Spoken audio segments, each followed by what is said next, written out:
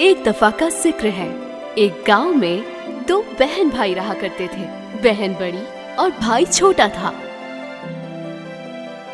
लड़के का नाम हैरी था और वो बहुत शरारती था, जबकि लड़की का नाम सैली था और वो बहुत अक्लमंद थी, लेकिन उसे भूलने की आदत थी। हैरी और उसकी बड़ी बहन सैली बहुत गरीब थे। वो अक्सर जब सोने जाते तो खाली पेट हुआ करते थे और सारा दिन भूखे रहते, और रात में उनके लिए सोना बहुत मुश्किल हो जाता क्योंकि वो खाली पेट हुआ करते। एक दिन सैली बहुत भूखी थी कि भूख से उसके पेट में दर्द हो रहा था। ओह, कितने दिन हो गए हमने एक निवाला तक नहीं खाया।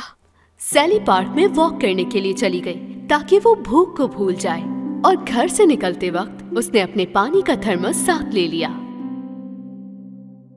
थोड़ी देर बाद वो पानी पीकर कुछ देर आराम करना चाहती थी, और उसी वक्त उसने देखा कि एक बहुत ही बूढ़ी सी औरत जो फटे पुराने कपड़ों में थी, आराम से सैली की तरफ चलती हुई आई। बेटा, मुझे पानी का एक घूंट तो पिला दो। बहुत दिन हो गए हैं मैंने पानी नहीं पिया है, मुझे बहुत प्यास लग रही। जी जरूर, आप इसमें से जितना पानी पीना चाहे पी सकती हैं। जैसे ही उस बूढ़ी औरत ने पानी पिया, वो फौरन से एक बहुत खूबसूरत परी बन गई। ओह, परी! मैं तुम्हारा शुक्रिया अदा करना चाहती हूँ मेरी मदद करने के लिए। तुम्हारी ख्वाहिश क्या है बताओ? मैं और मेरा भाई बहुत गरीब हैं। हमने कई दिनों से कुछ भी नहीं खाया है। समझ गई। तुम जैसे ही घर जाओ तो अपनी मेज पर देखना, तुम्हें वहाँ एक मैजिक बाउल मिलेगा। क्या, एक मैजिक बाउल? बिल्कुल। और जैसे ही तुम बाउल से कहोगी कि हमारे लिए गर्मा गर्म दलिया बनाओ, तो वो फौरन तुम्हारे लिए बना देगा। और जब तुम कहोगी रुक जाओ मेरा पेट भर गया, तो बाउल उसी वक्त रुक जाएगा। अब तुम्हें और तुम्हारे भाई को कभी भूखा नहीं रहना पड़ेगा। तुम्हारा बहुत बहुत शुक्रिया प्यारी परी। अच्छा, बात सुनो मेरी। उस मैजिक बाउल के लिए मैजिक वर्ड हरगिज मत भूलना, ठीक है? सैली फौरन अपने घर वापस गई, और जैसा उस परी ने कहा था, उनकी मेज पर एक बाउल रखा हुआ था। मेरी बहन, तुम इतना प्यारा बाउल कहाँ से लाई हो आखिर? ये कोई आम बाउल नहीं है हैरी, ये एक मैजिक बाउल है, समझे? ठीक है, अगर ये बाउल खाली है तो इसके मैजिकल होने का क्या फायदा? अब खामोश हो जाओ और देखते रहो। हमारे लिए गरम गरम दलिया बनाओ। मैजिक वर्ड्स कहते ही बाउल अचानक से गर्म हो गया और उन दोनों बहन भाई के लिए दलिया बनाने लगा। लेकिन ये सब हो कैसे रहा है आखिर? ये तो वाकई मैजिकल है। इसका मतलब अब हम लोग कभी भी भूखे नहीं रहेंगे। हैरी और सैली ने सिर्फ 2 प्लेट्स नहीं बल्कि 10-12 प्लेट्स खाई, और जब उन दोनों का पेट भर गया तो सैली ने वही मैजिकल वर्ड्स कहे जो परी ने उसे बताए थे। ओह, मेरा पेट भर चुका है। ये दलिया सच में बहुत मजेदार था। हाँ, मैं तो रोज ये खा सकता हूँ।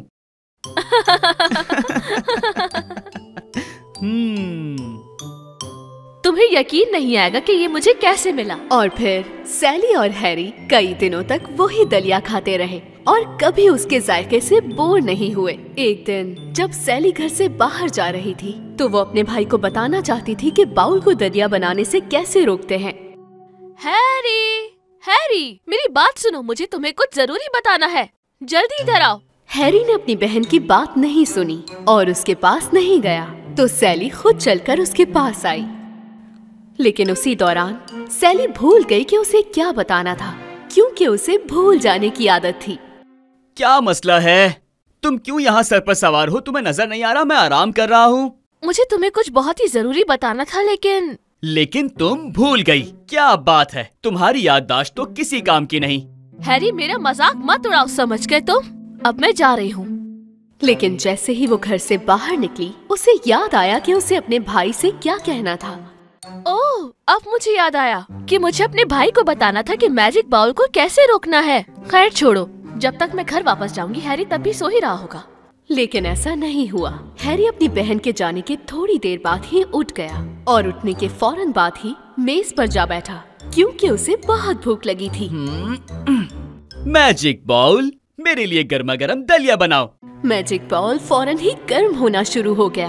पूरे घर में गर्म गर्म दलिये की खुशबू फैल गई।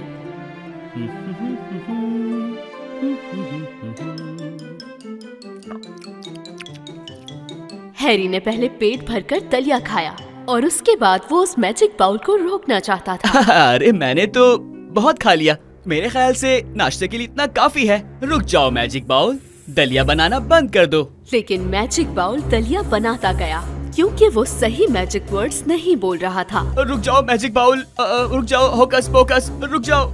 लेकिन मैजिक बाउल नहीं रुका और वो गर्म गर्म दलिया बनाता ही गया। अरे नहीं, अब मैं क्या करूँगा? ये तो रुकने का नाम ही नहीं ले रहा है। रुक जाओ मैजिक बाउल, तुम तो सब कुछ बर्बाद कर दोगे। हैरी ने बहुत कुछ कहा लेकिन मैजिक बाउल दलिया बनाता ही गया। जब तक सैली अपने घर वापस लौटी, तकरीबन पूरा ही घर दलिये से भर चुका था। मेरा भाई यकीनन अब तक सो ही रहा होगा, तो मैं घर जाकर उसके लिए गर्मा गर्म दलिया बनाऊंगी। हाँ, ये क्या है? जब सैली से घर का दरवाजा नहीं खुला तो उसने फौरन खिड़की से जाकर देखा। वो देखकर हैरान हो गई कि उसका पूरा घर दलिये से भर चुका था, क्योंकि उसका भाई उस मैजिक बाउल को दलिया बनाने से रोक नहीं पा रहा था। अरे ये क्या हो गया? हैरी! मेरी बहन, मदद करो मेरी, वरना मैं दलिया में गिर जाऊंगा। रुक जाओ, मेरा पेट भर गया। जैसे ही सैली ने मैजिक वर्ड्स कहे, बाउल ने दलिया बनाना रोक दिया और हैरी दलिये में डूबने से बच गया। हाँ? बहुत शुक्रिया सैली, लेकिन अब हम इतने सारे दलिये का आखिर क्या करेंगे? पूरा घर दलिये से भर चुका है। सैली के जहन में एक जबरदस्त ख्याल आया। उसने फौरन जाकर अपने मोहल्ले के तमाम गरीब लोगों को बुलाया। सब सैली के घर के बाहर लाइन लगाकर खड़े हो गए। हैरी सबके लिए मजेदार दलिया बर्तन में भरता रहा और सैली तमाम गरीब और भूखे लोगों को वो देती रही। तुम्हारा बहुत बहुत शुक्रिया सैली, तुमने हम गरीब लोगों का पेट भरा। ये तो बहुत मजेदार है। हैरी और सैली को अपने जैसे गरीब लोगों की मदद करके बहुत अच्छा लगा। अपने भूखे पड़ोसियों को दलिया खिलाकर उन्हें बहुत खुशी मिली। और फिर एक बहुत बूढ़ा शख्स उनके पास आया। क्या बात है, ये तो दलिया बनाने वाला मैजिक बाउल है ना?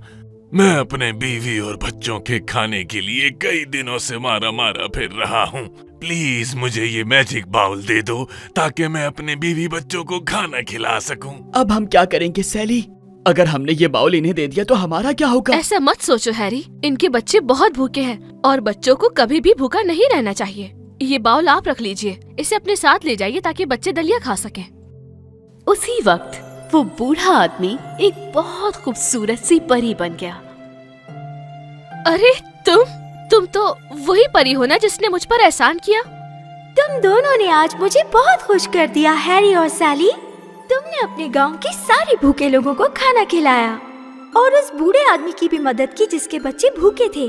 तुम्हारे इस अच्छे काम की वजह से आज से ये मैजिक बाउल सिर्फ और सिर्फ तुम्हारा हुआ, वो भी हमेशा के लिए। क्या वाकई? उस दिन के बाद से हैरी और सैली रोजाना गरीब लोगों में दलिया बांटते ताकि कोई भूखा ना रहे, और लोगों को इस तरह खाना खिलाकर उन्हें बहुत खुशी मिलती, क्योंकि जब उनके गांव के बूढ़े और बच्चे पेट भरकर दलिया खाते तो उन्हें बहुत अच्छा लगता, और इसी तरह वो हमेशा एक साथ हंसी खुशी रहने लगे।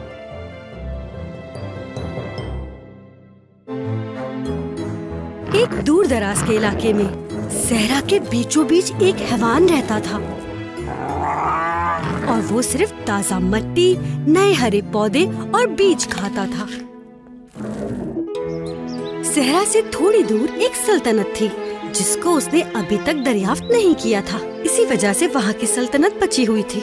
इस सल्तनत के बादशाह और मलिका की औलाद नहीं थी और वो इस वजह से बहुत अफसुर्दा थे। जब एक रात मलिका सो न सकी तो वो छुपकर महल से बाहर चली आई और सहरा में यूं ही घूमने लगी। सहरा के हैवान ने उसको देखा लेकिन उसे कुछ नहीं कहा और वापस चला गया, क्योंकि वो सिर्फ पौधे और ताजा मिट्टी खाना चाहता था। उसी वक्त एक सितारा टूटा और अपने पीछे एक हरी लकीर छोड़ गया। उस टूटे सितारे को देखते ही मलिका ने एक दुआ मांगी। काश मेरी एक बेटी होती ताकि मैं उसको प्यार से पाल सकती और उसे प्यार कर सकती। और उसी वक्त एक खूबसूरत सी परी मलिका के सामने आ गई। ओह, तुम तो एक परी हो ना? मुझे अपनी आँखों पर यकीन नहीं आ रहा। जी प्यारी मलिका, मैंने आपकी ख्वाहिश सुनी और मैं आपके पास चली आई। अगर आप बेटी चाहती हैं, तो सहरा में आपको 7 दिन और 7 रातें गुजारनी होंगी। सितारों का जादू आपको हैरान कर देगा।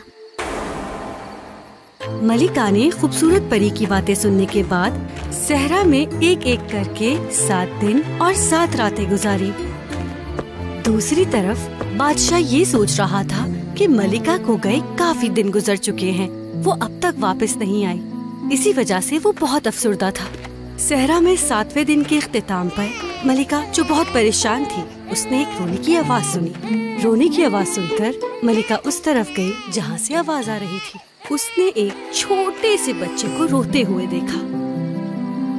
उसने जल्दी से उस बच्चे को गोद में लिया और उस बच्चे को महल ले आई। मलिका को ठीक हालत में देखकर बादशाह बहुत खुश हुआ और उस बच्चे को देखकर बादशाह की खुशी दोबाला हो गई। बादशाह ने खुश होकर उन दोनों को गले से लगा लिया। उन्होंने उस प्यारी सी बच्ची का नाम अर्थ प्रिंसेस रख दिया। सालों गुजर गए। अब वो शहजादी बड़ी हो गई थी और एक बहुत खूबसूरत लड़की बन चुकी थी। उसकी पसंदीदा चीज बचपन से ही मिट्टी के साथ खेलना था। अगर वो मिट्टी पे एक तितली बनाती तो वो तितली वजूद में आ जाती और उसके इर्द गिर्द उड़ने लगती। उसने मिट्टी पर एक फूल बनाया। वो फूल भी असल फूल बन गया। उसकी खुशबू बहुत प्यारी थी। वो वाहिद शख्स जो इस बारे में जानता था वो थे उसके वालिद यानी बादशाह। लेकिन वो ये राज किसी को बताना नहीं चाहते थे ताकि उनकी बेटी महफूज रह सके। एक दिन सल्तनत के लोग जब नई फसल लगा रहे थे, ठीक उसी वक्त सहरा के हैवान को खुशबू आ गई और उसको जल्दी ये बात मालूम हो गई कि ये खुशबू ताज़ा मिट्टी की है। जब उसने सोचा कि उसको मजे मजे के खाने के बीज मिलेंगे तो उससे रहा ना गया और उसने फौरन उस तरफ रुख किया जहाँ से ये खुशबू आ रही थी। उस दौरान सल्तनत के लोगों ने महसूस किया कि जमीन हिल रही है। क्या हो रहा है? भागो, क्या हो रहा है? क्या ये ज़लज़ला है? नहीं, ये कुछ और है, भागो! जमीन को हिलते देखकर बादशाह और मलिका भी जल्दी से महल के बरामदे में आ गए और सहरा के हैवान को दूर से ही देख लिया जो जमीन के नीचे से सल्तनत की तरफ आ रहा था। ओह नहीं, मुझे लगा था ये सब एक अफसाना है। ये बहुत बुरी चीज है। ये अफसाना सच होने जा रहा है। बादशाह ने अपने सिपाहियों को उसे जल्दी रोकने का हुक्म दिया। तमाम सिपाही सल्तनत के दरवाजे पर आ गए, लेकिन वो सहरा का हैवान इतना बड़ा था कि फौजियों ने सोचा कि हम इतने बड़े हैवान को कैसे हरा सकते हैं। जब सहरा का हैवान सल्तनत के पास आया तो उसने एक एक करके सिपाहियों को बहुत दूर फेंक दिया।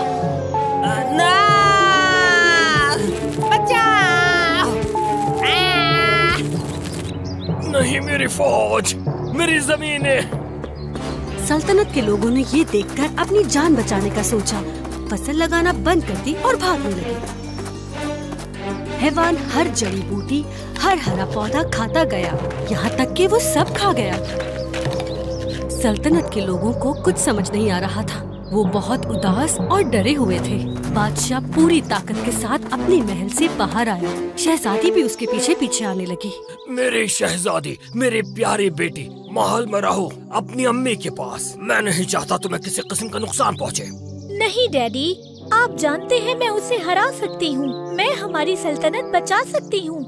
बादशाह नहीं चाहता था कि उसकी इकलौती बेटी सहरा के हैवान का सामना करे जो दिखने में बहुत खौफनाक था। बादशाह ने अपनी बेटी को पीछे किया और खुद उसका सामना करने के लिए आगे बढ़ा, जो उसकी सल्तनत की जरखेज जमीन को खा रहा था। वो उसे रोकने की पूरी कोशिश कर रहा था, लेकिन बार बार नाकाम हो रहा था। जैसे ही सहरा का हैवान बादशाह पर हमला करने लगा था और सहरा में फेंकने लगा था, तो अर्थ प्रिंसेस से ये सब देखा नहीं गया और उसने मिट्टी में एक ढाल बनाई और फिर वो वजूद में आ गई। उस ढाल के जरिए अर्थ प्रिंसेस ने अपने आप को बचाया और सहरा के हैवान की तरफ भागी। हालांकि सहरा के हैवान ने अर्थ प्रिंसेस के ऊपर मिट्टी फेंकी, लेकिन वो उसे रोक नहीं पाया। अर्थ प्रिंसेस ने झुककर जल्दी से मिट्टी में बाल्टी बनाई और वो बाल्टी भी वजूद में आ गई।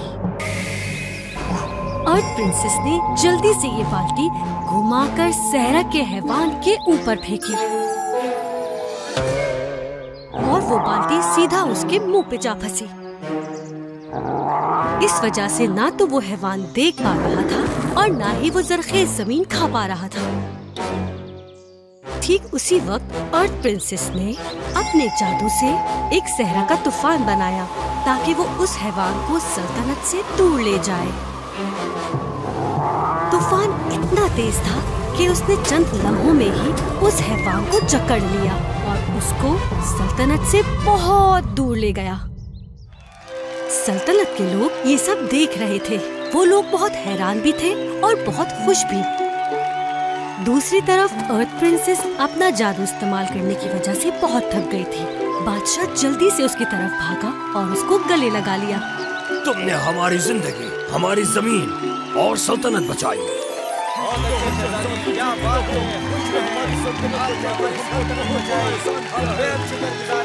और उस दिन के बाद से अर्थ प्रिंसेस ने सल्तनत की जमीन की सारी जिम्मेदारी अपने ऊपर ले ली, क्योंकि मिट्टी के बगैर कोई जिंदगी नहीं होती और ये बात शहजादी बहुत अच्छे से जानती थी।